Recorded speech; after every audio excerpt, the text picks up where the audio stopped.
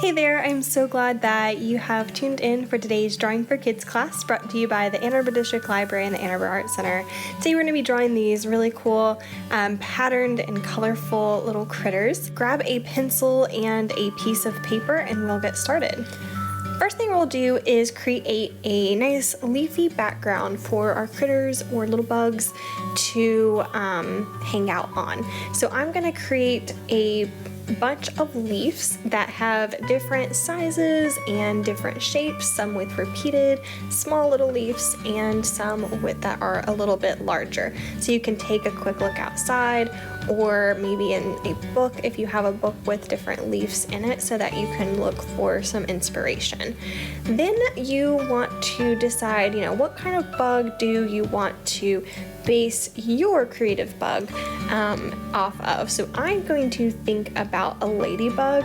I'm going to make it a little bit more funky and colorful and crazy, but for now I'm going to start with a ladybug type of shape.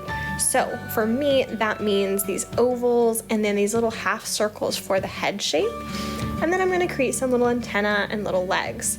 So think about what shape you want your bugs to be. These can be totally imaginary or they can be something that looks a little bit more like an actual bug that exists in real life. It's up to you. You are the artist. You get to decide how you want your critter to look.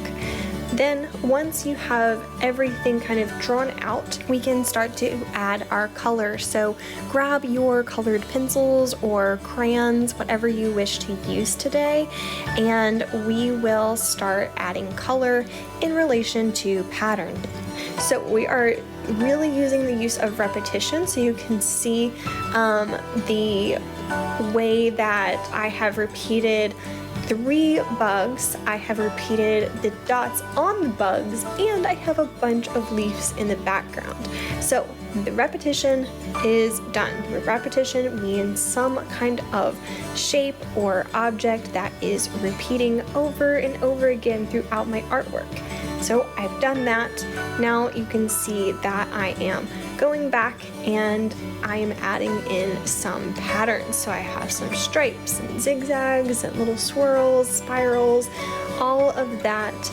And then I am adding in additional colors. So for the most part, I'm keeping my leaves kind of greens and yellows and more naturey kind of colors, and then I'm gonna keep my little bug to be much more colorful and imaginative. Now as you're coloring, be sure to try to stay within the lines that you worked so hard to draw earlier.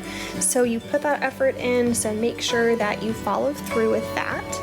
Once you have finished coloring all of your objects, you may want to color in a background so that it's not just white space. So I chose a light blue kind of sky color.